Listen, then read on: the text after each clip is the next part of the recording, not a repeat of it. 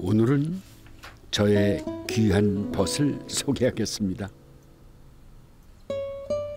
우리 옛것에 대한 안목과 통찰이 깊은 김은 작가입니다.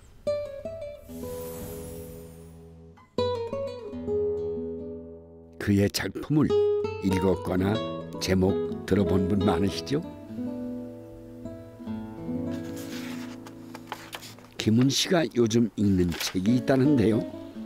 어떤 내용일까요? 정조지는 소정에 도마조자를 씁니다. 조선 후기 영조 때 태어나서 정조와 순조 때 주로 활동한 실학자 서유구 선생이 쓴 음식 백과사전입니다. 1,500여 가지가 넘는 음식들이 실려 있는데요. 이게 한문으로 쓰여서 그동안은 읽을 수 없었는데 최근에 한글로 완역됐고 제가 요즘 조금씩 읽고 있습니다. 이 책 속에 나오는 음식을 복원하는 분들이 있다고 하는데요. 오늘 최보람 선생님과 함께 가보기로 하겠습니다. 지난 10년 동안 수많은 밥상을 만났지만 맛보는 즐거움뿐 아니라 우리 밥상을 기록하는 보람도 컸습니다. 수백 년 전 기록된 한국인의 밥상은 어땠을지 함께 만나보겠습니다.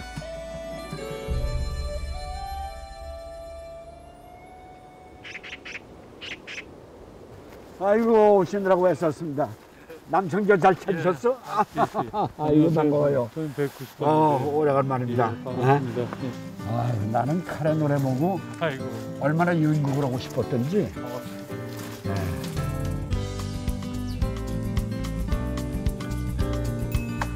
이분들은 10년째 정조지 속 음식을 재현해온 요리 보험가들입니다.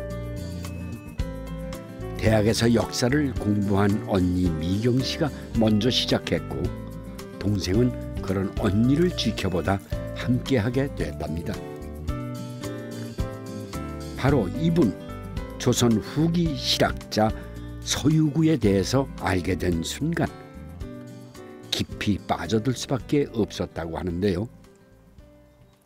양반은 그 밑에 백성들이 다 도움을 줘서 살아가는 사람들이었잖아요. 도움을 받고 그들의 힘을 뺏고 노동을 뺏고 에너지를 가져가는 사람이지만 양반은 더 백성보다 더 많은 노력과 내 삶을 꾸리기 위해서 더 처절하게 노력을 해야 되는 사람이라고 선생님은 생각하셨습니다. 예를 들면 쉽게 하면 양반이 오국도 구분도 못하는 사람들이 양반이라고 한다. 이제 다 익었을 거예요. 네, 요리 보건가들의 연구소에 도착을 하니 잘 익은 고구마가 우리를 맞아주었습니다. 아이고 색이 아주 기가 막히네요.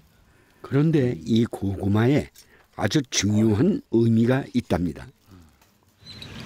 우리나라는 그 조선 후기에 선조임금 때 그 서유구 선생이 고구마를 보급했어요. 서유구 선생 그때 절라도 관찰사를 했죠. 백성들이 이렇게 굶주리고 그럴 때 이거를 가지고 그 기아 문제를 해결하려고 하셨던 것이죠. 그렇죠. 백성들한테 보급을 했다. 그런 얘기가 정조주에도 나오고. 나는 이 밥상을 시작하면서 뭐 산가요로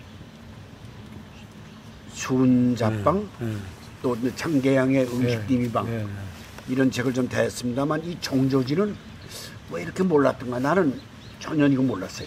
저도 최근에 알았어요. 정조지라는 책을 최근에 그 번역본이 나와가지고 비로소 읽을 수가 있게 됐는데 임원정치연구원에서 냈죠. 네.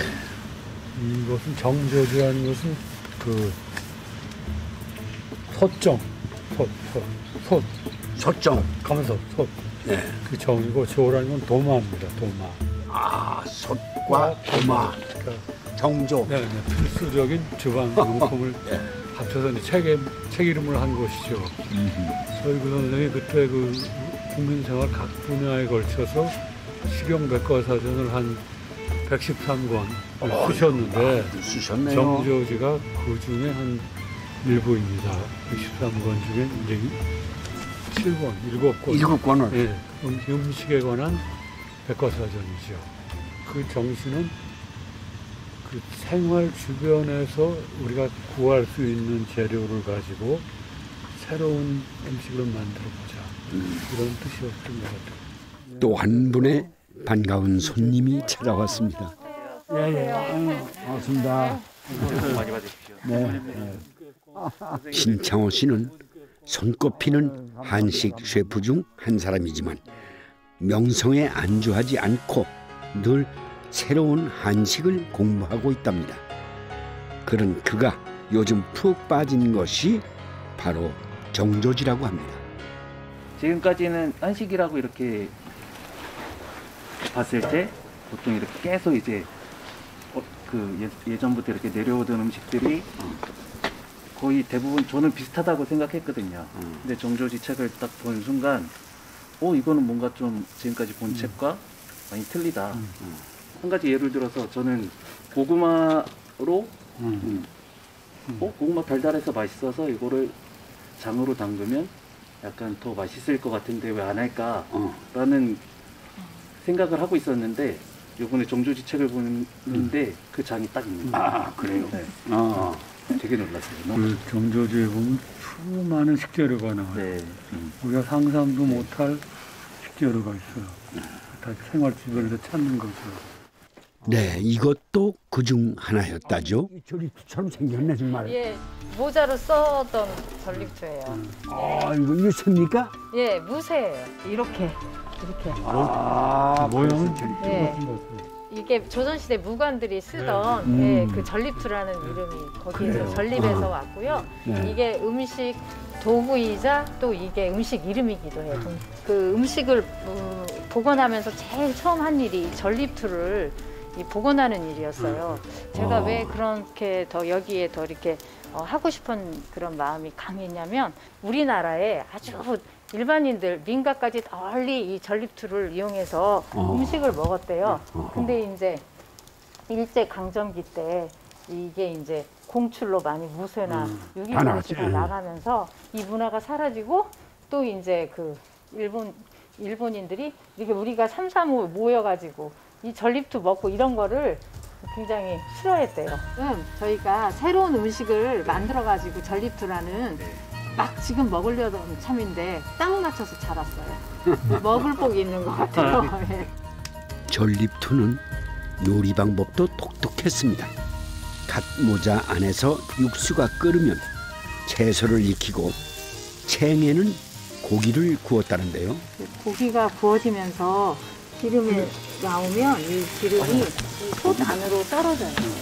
네, 그래서 약간 경사도를 주는데 그 불을 한번 떼가지고 다양하게 이용하는 거예요. 네.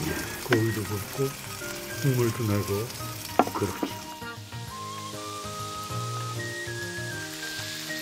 전립투 안에서 육수는 은근하게 끓고 챙에 올린 고기 또한 빠르지도 느리지도 않게 적당한 속도로 익어서 천천히 얘기를 나누며 먹기에 참 좋더군요. 옆에 있는 불은 재료를 파괴하지 않으면서 이렇게 은근하게 이걸 변화시키는 것 같아요. 지난 10년 동안 우리는 옛 기록들을 꾸준히 소개했습니다. 1400년대 쓰여진 산가요록은 우리나라에서 가장 오래된 조리서로서 어이가 쓴 만큼 음식이 곧 약이라는 지혜가 담겨 있는데요. 밤에 기력을 보충해주는 보양별미였다는데요. 간장치킨과 맛도 비슷하답니다. 그렇다면 언제부터 국물 음식을 먹기 시작한 걸까? 가장 오래된 기록은 삼국사기. 왕후가 왕의 옷자락에 쏟았다는 갱이 바로 국입니다. 조선시대 조리서인 시의전서에는 다양한 재료로 국을 끓여 먹은 내용이 기록돼 있습니다. 서유구의 임원 경제지 속 음식 백과인 7권의 정조지엔 다른 조리서보다 몇 배 많은 1,500종의 한국인의 밥상이 실려 있습니다. 서유구 선생이 벼슬을 한 30여 년간 했습니다. 근데 전반기가 있고 후반기가 있는데요. 그 사이에 18년 동안을 귀농했던 시기가 있어요. 귀농하면서 조선 후기에 당시 실상을 좀 제대로 파악한 거죠. 민중의 실상, 조선의 실상. 그러면서 일상생활을 위한 지식이 필요하겠다. 그런 책이 없으니까. 그 책을 기획하기 위해서 쓴 책입니다. 그런데 조선시대의 사대부가 어떻게 음식에 대해서 그토록 잘 알 수가 있었을까요?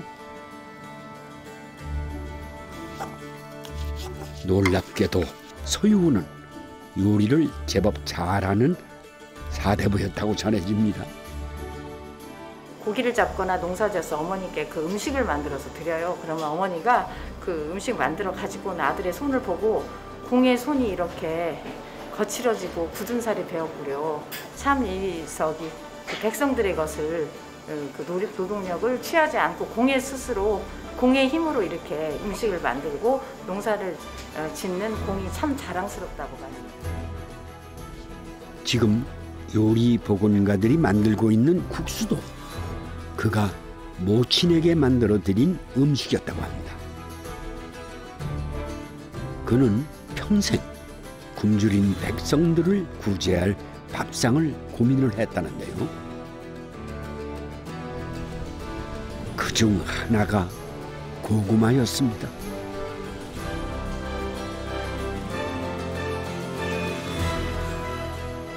서유구는 전라관찰사 시절 이곳 노령산맥 인근에 시범농장을 만들어 고구마를 널리 퍼뜨렸답니다.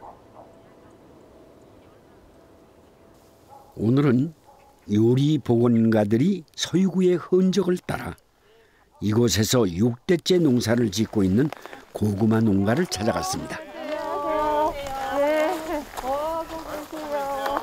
언제부터 고구마 농사를 짓기 시작하셨어요? 언제라고도 못하겠네.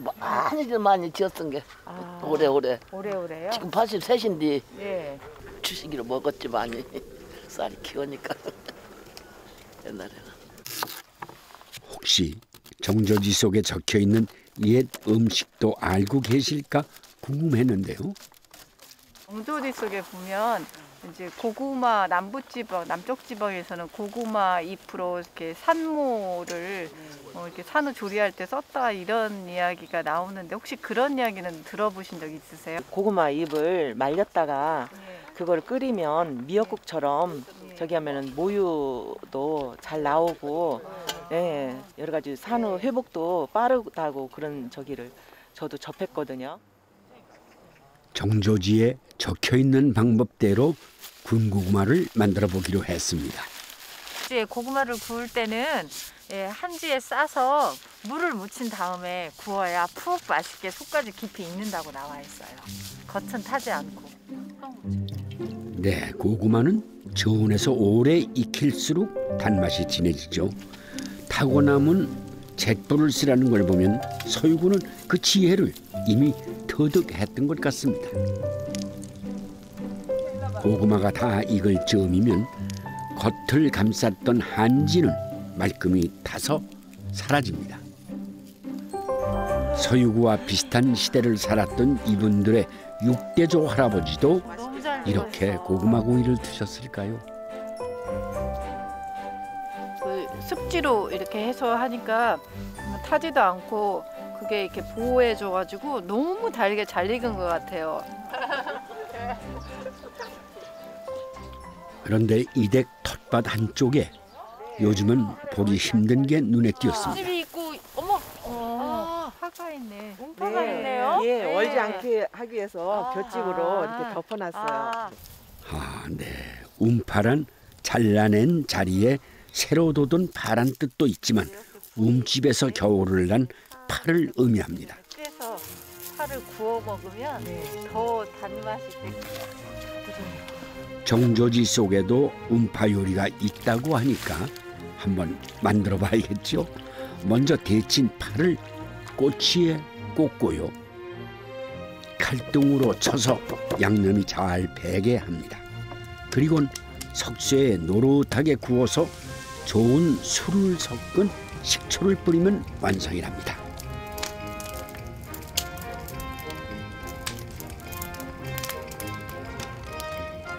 이번엔 요리 복원가들이 콩가루로 만든 재밌는 요리를 선보이겠다는데요.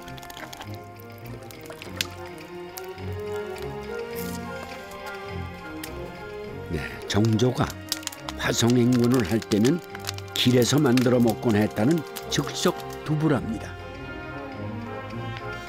이 길거리에서 만든 거긴 하지만 식으면서 간단하게. 생각보다 맛있는데요? 네. 콩의 고소한 맛이 그대로 있다. 맛있는데요? 네. 이 이름이 행주두부라고 하는데 이렇게 만드는 두부를 네. 단일행 부엌주라고 해서요. 예, 이게 이제 부엌이 돌아다니는 부엌. 네. 그러니까 이동식 부엌에서 이 두부를 만드는. 그러니까 이제 길거리에 다니다가도 쉽게 두부를 만들 수 있다 하고 서유구 선생님이 설명하셨어요. 임금을 수행하며 맛본 음식도 정조지에 기록했네요.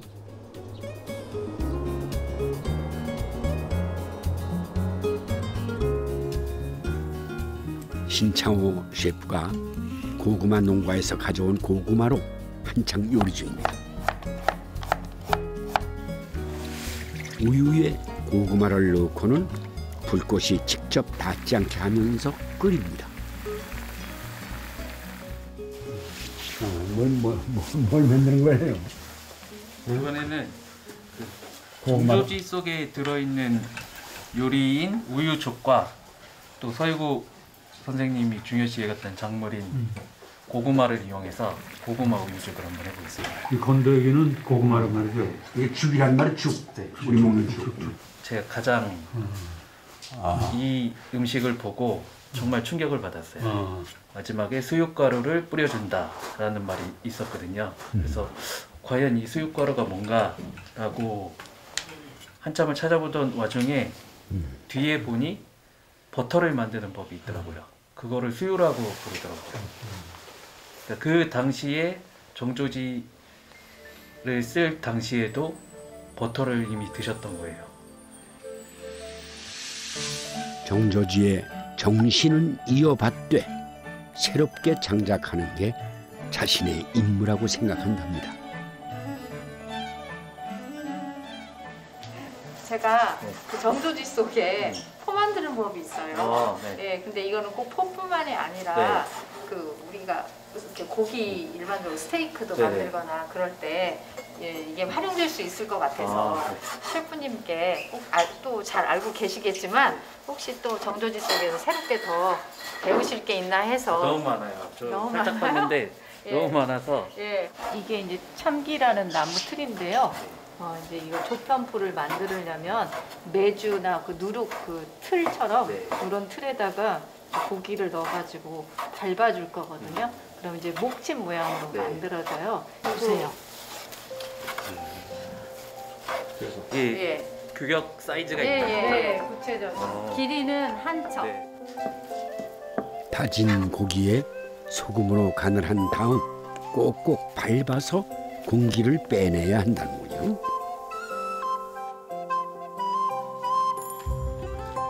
그 다음엔 덩어리째 햇볕에 널어서 말립니다.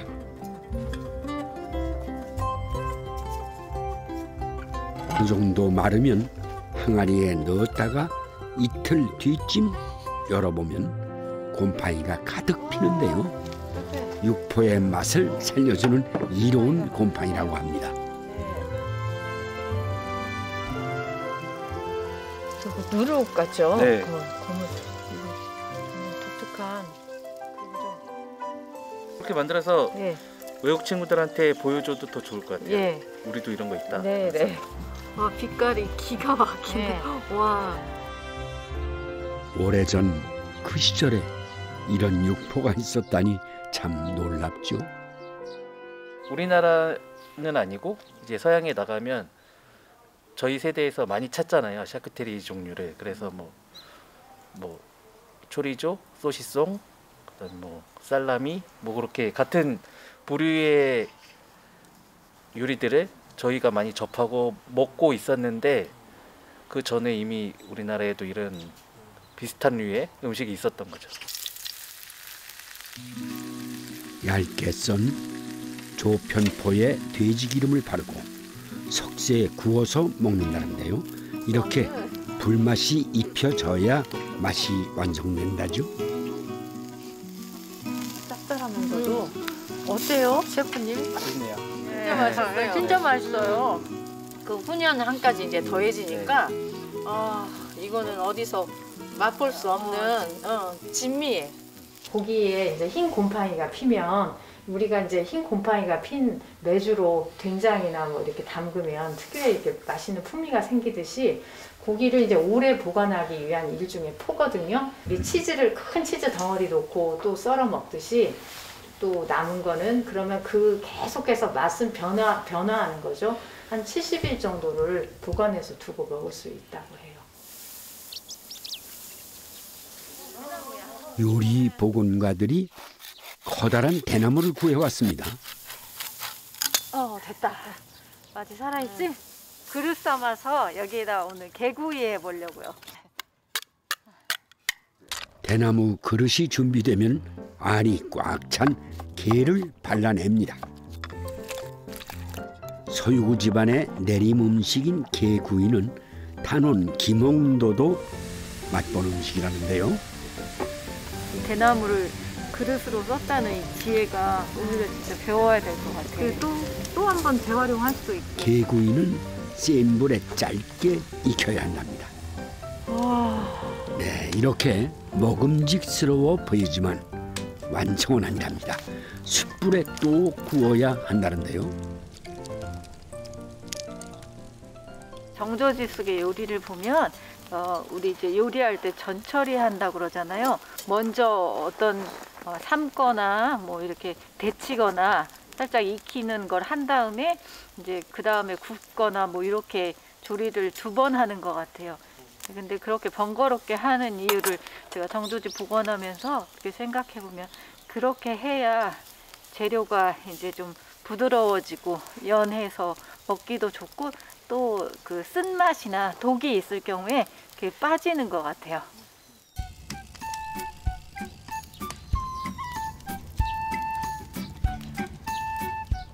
정조지 속엔 당시 서민들이 먹던 재밌는 떡도 등장을 합니다.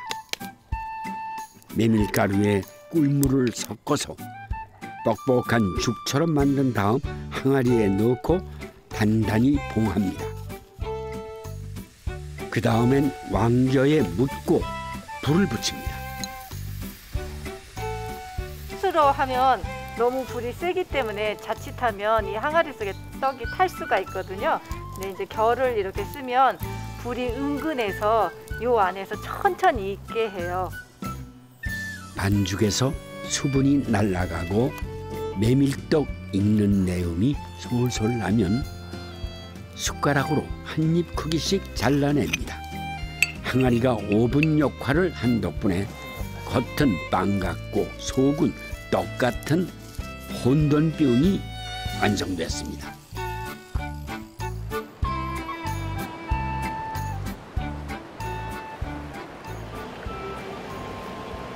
오늘은 요리 복원가들이 배에 올랐습니다. 서유구처럼 직접 물고기를 잡을 수는 없지만 좋은 재료를 구하기 위해서라는데요. 이 참게는 낙지 미끼라고 하는데요. 그리고 낙지는 죽은 거는 절대 안 먹어요. 아 그래요? 네, 계속 이거 살아있는 상태로 들어가야지. 낙지가 들어있나 봐. 뭐가 들어있어. 와 헐떡. 와. 야 낙지다. 야 너를 잡으러. 나는 여기에 감겨가지고. 맛있겠어 이거 나보고. 너무 신기해. 이 다리가 여기에 힘이 다 있나 봐요.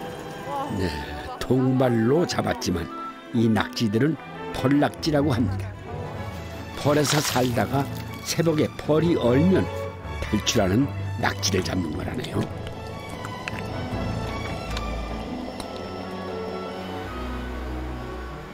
손은 무겁지만 발걸음은 한참 가볍습니다.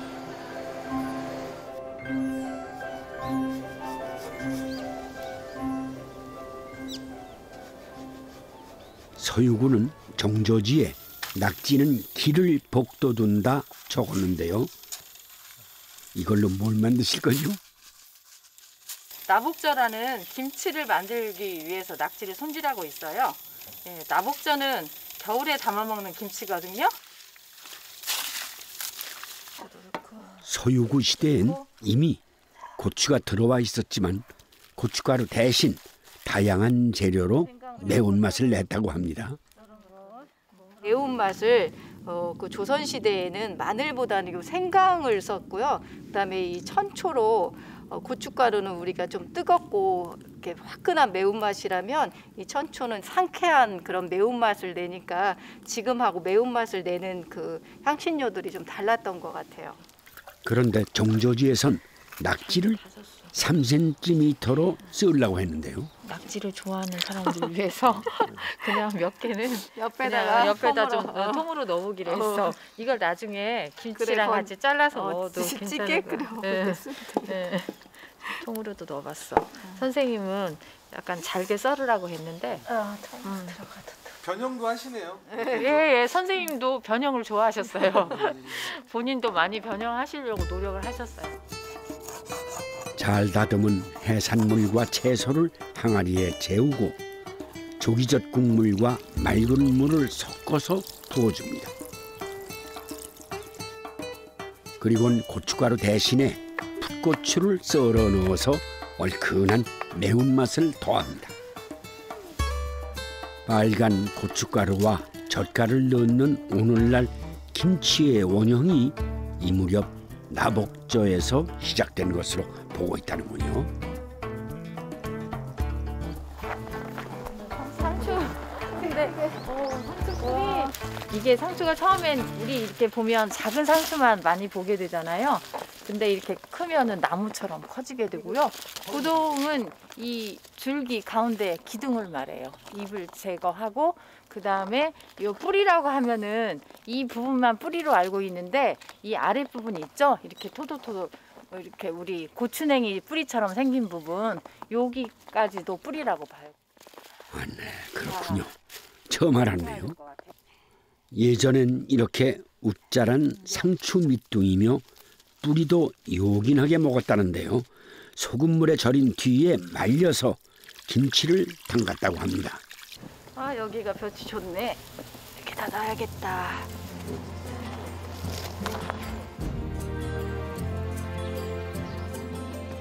이제 말린 해당화와 함께 상추 뿌리김치를 담는다는데요. 상추 뿌리를 구해서 왔는데 이건 사람이 도저히 먹을 수가 없구나라는 생각까지 심지어는 했는데요.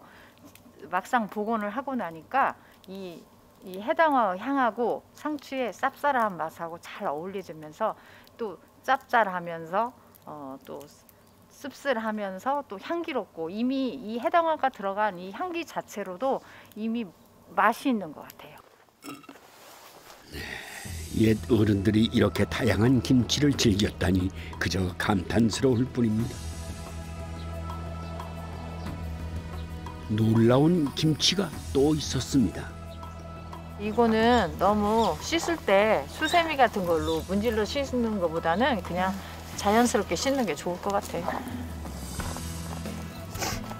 아무것도 없이 오직 물만 넣고 담그는 무김치라는데요. 믿어주십니까?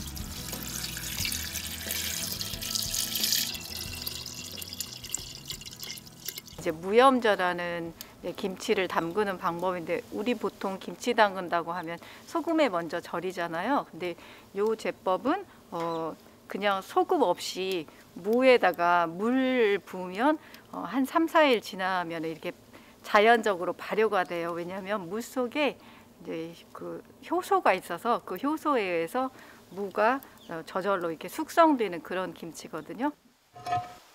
항아리 뚜껑을 열어봐서 흰 거품이 일어나 있으면 잘 익은 거라네요. 정조지 덕분에 김치에 대한 고정관념이 여지없이 깨졌습니다. 오히려 현대에 와서 먹는 음식들은 조금 제한적이고 음식들이 이렇게 통일됐다면은 정조지 속에 이런 이제 무염제법 같은 이런 걸 보면 굉장히 조화롭기도 하고 그 식재 자체가 가지고 있는 고유한 성질을 최대한 살려서 음식을 하지 않나. 그래서 저희가 정조지 속에서 배울 점이 굉장히 많다는 생각이 들어요.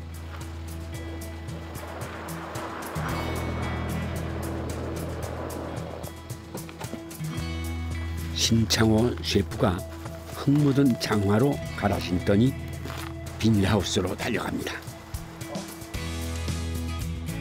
그리고는 진지한 얼굴로 유채꽃을 따기 시작합니다.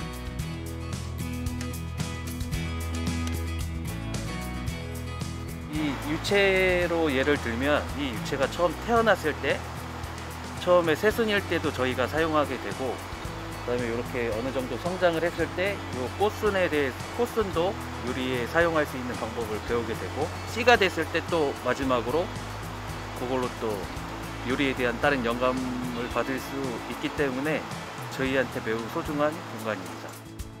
이 농장에선 채소에 대한 고정관념도 사라지게 된다는데요.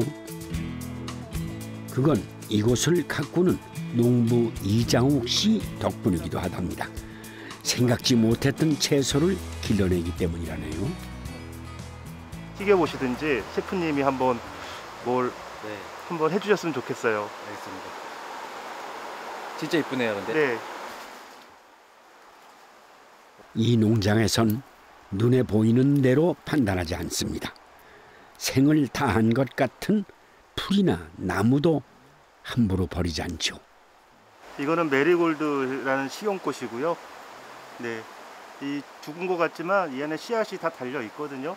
그래서 씨앗이 떨어져서 봄에 또 싹이 나오고 그래요. 그래서 그 싹이 다시 또 꽃이 되고요.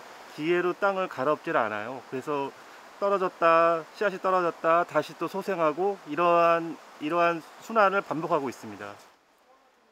농작물 역시 항상 똑같은 맛은 아니라는데요. 계절에 따라서 또 어떤 기술로 기르는지에 따라서 같은 작물이라도 천차만별의 맛을 낸다는 겁니다. 네, 한번 맛보실까요? 한번 구우니까 네. 요게 여기 그 안쪽에를 되게 촉촉하게 해가지고 네. 훨씬 좋더라고요.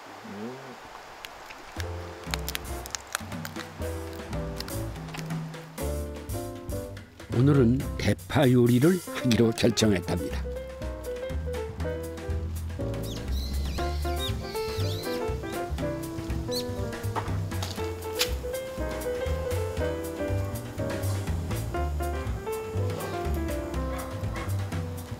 지금 하는 대파 요리도 정조지에서 영감을 받은 것이지만 이번에도 자신만의 색깔을 입혀볼 거랍니다.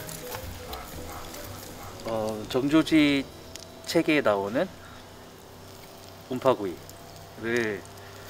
움파구이의 영감을 얻어서 만든 음식인데요.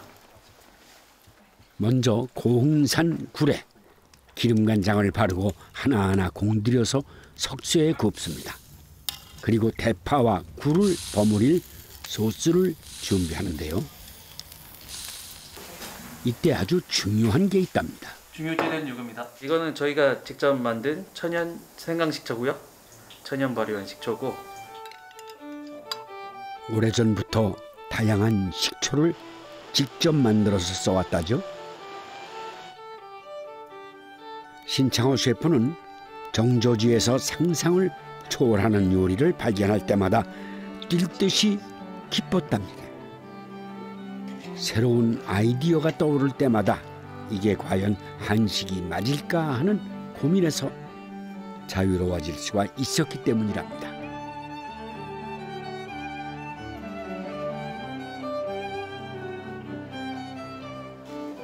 정조지를 한번 보고 난 다음에 해보고 싶은 요리가 정말 많아졌어요.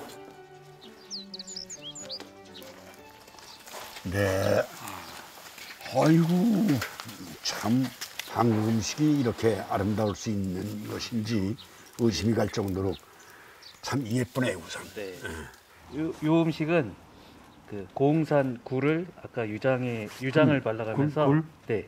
굴구이. 네, 유장에 발라가면서 아까 화로에 구웠고요.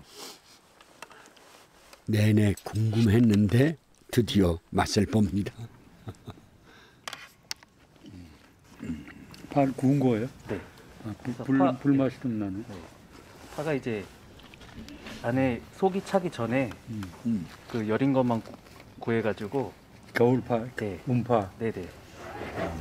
거의 부드럽고 맛있습니다. 참 부드럽고 뭐 비린내도 없고. 네. 파가 맵지가 않고 달아. 네. 이거를 산에도. 이 국물은 어떻게 만드신 거예요? 국물은 멸치 육수에 된장을 되게 은은히 풀어가지고 냉이랑 같이 우려냈습니다. 네. 냉이도 넣은 거예요? 네. 나 냉이 좋아하는데. 네. 국물 좀 드셔보세요. 아주 오묘한 맛이 나.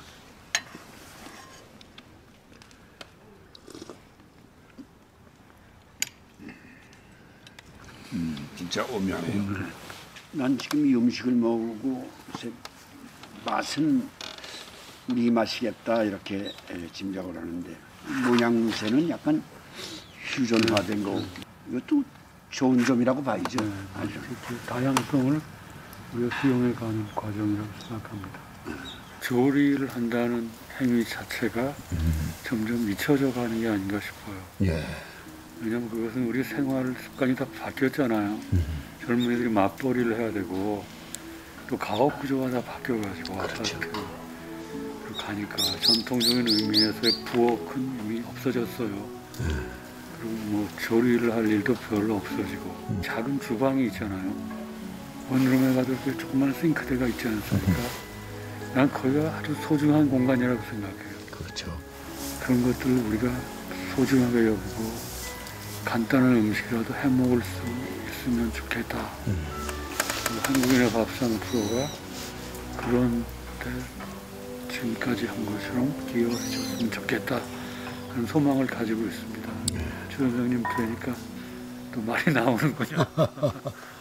이번엔 요리 복원가들이 정조지에 숨은 재밌는 요리들을 되살려 보겠답니다. 이거는 배롱이에요. 네. 뭐에 쓰는 거였어요? 옛날에 겨울에 추우면 빨래가 밖에서 널면 얼어버리고 마르지 않잖아요. 그래서 안방에다가 이 화로, 안방에는 옛날에 화로들을 다 있었으니까 이걸 배롱을 이 화로 위에다가 놓고 애들 기저귀 또 어른들 빨래 먼저 이렇게 말려서 쓰던 도구예요. 그런데 배롱이야 일상용품이었다고 해도 육포는 서민들에게 사치스러운 것 아닌가 싶었는데요. 그건 기후이고 그때는 멧돼지며 토끼고기 등의 다양한 고기를 육포로 만들어 뒀다고 합니다. 마치 김장을 하듯이 고기도 그렇게 저장을 해뒀던 거죠.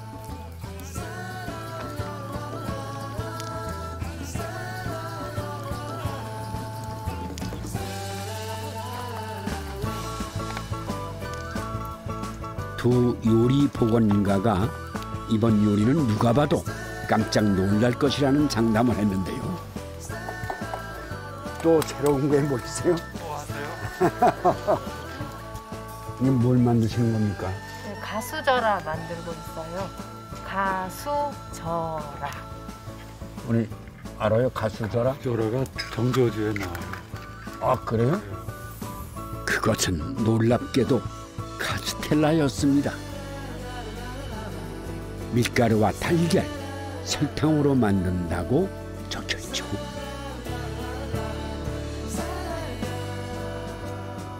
카스텔라라고 또 번역을 했어요. 카스텔라는 빵. 빵. 그런데 서양 과자. 서양 과자. 그거를 그 서유구 선생님이 만드셨어요.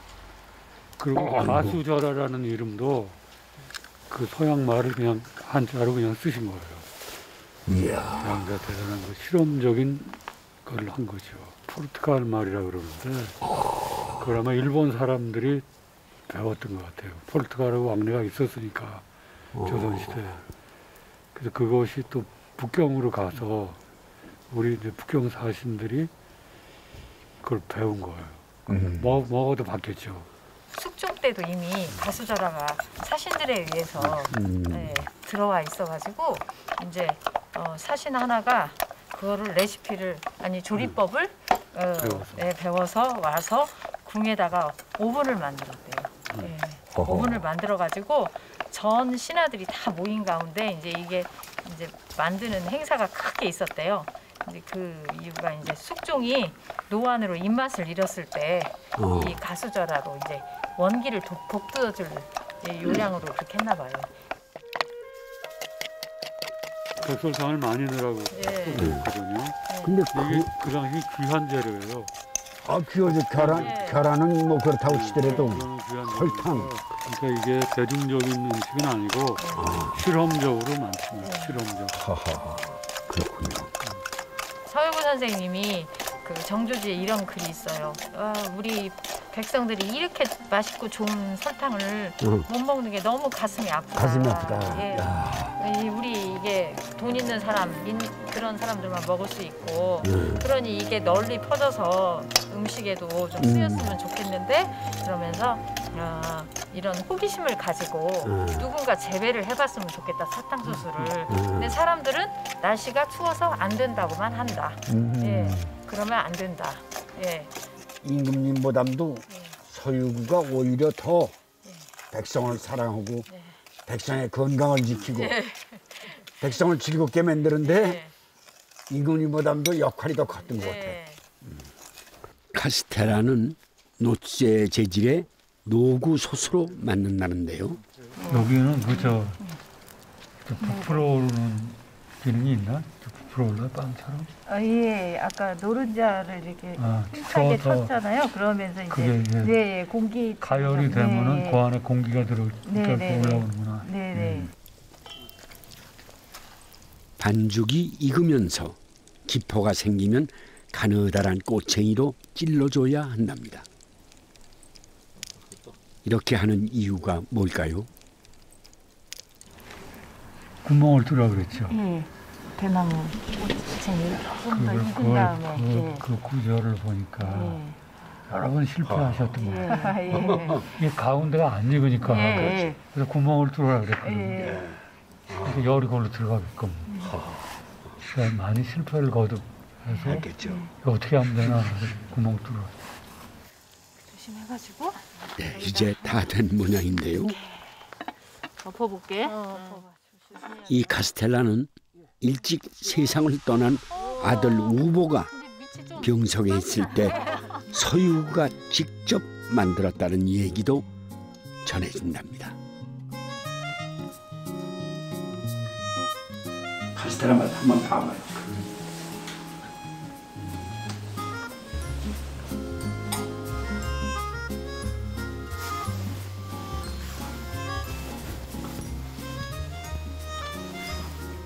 지금은 카스테라를 먹으면 부들부들한데 조금 그보다는 질이 단단하네요. 좀 덜 달긴 하지만.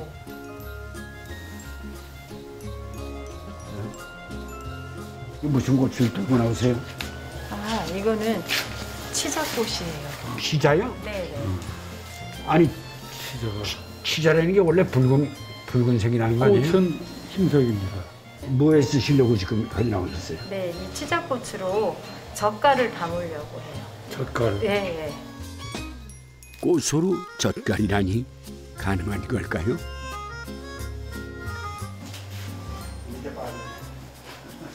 지금 그 넣으시는 게 뭐예요? 아, 예, 백반가루예요. 백반? 예. 백반 옛날 누나들 그 봉숭아 드릴 때 그렇지. 네. 그걸 넣어요? 예, 이 안에. 그게 무슨 작용을 해요? 아, 이게 백반가루가 이 물에 녹으면 산기를 떼거든요. 왜 식초를 넣은 것처럼 신맛을 내게 돼요. 예, 그렇게 되면은 이 발효가 빨리 일어날 수 있도록 하고요. 그 다음에 그 꽃잎의 색깔을 안정화시켜줍니다. 치자꽃 젓갈은 당시에도 흔한 음식은 아니었을 것 같습니다. 하지만 가만히 보니 가자미 식혜를 담는 원리와 비슷하더군요. 생선을 꽃으로 바꾸는 그 사소함이 커다란 재미를 만든다는 걸 알려주고 싶었던 건 아닐지요.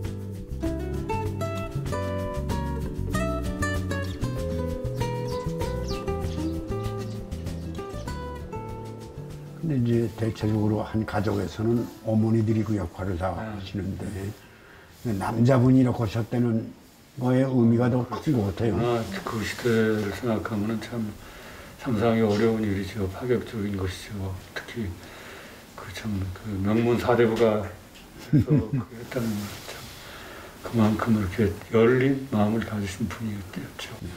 서유구 선생님 집안의 가풍이 주로 손자가 할아버지를 이렇게 음식을 해서 그 봉양하는 게 그 집안의 가풍이었다고 그래요.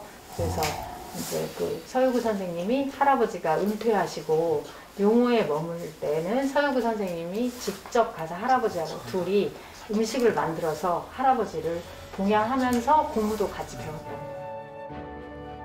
서유구는 정조지를 쓰면서 후대 사람들이 따라 만들어 먹을 수 있도록 이 책을 쓴다고 했다죠.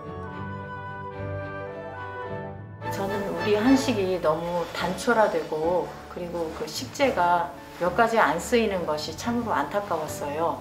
그래서 정조지 속의 다양한 식재화를 보면서 우리가 지금 이렇게 좀 더 이런 식재들이 많이 이용된다면 우리 식탁이 더 풍요로워지지 않을까 그런 생각을 했고요. 이게 지혜가 담긴 이 정조지를 보다 많은 사람들이 같이 서유구 선생님이 바라셨듯이 지식을 공유하고 함께 나누고 해서 모든 사람들에게 혜택이 돌아가게끔 저도 미력 하나만 힘이 됐으면 좋겠고요. 앞만 보며 10년을 달려왔습니다.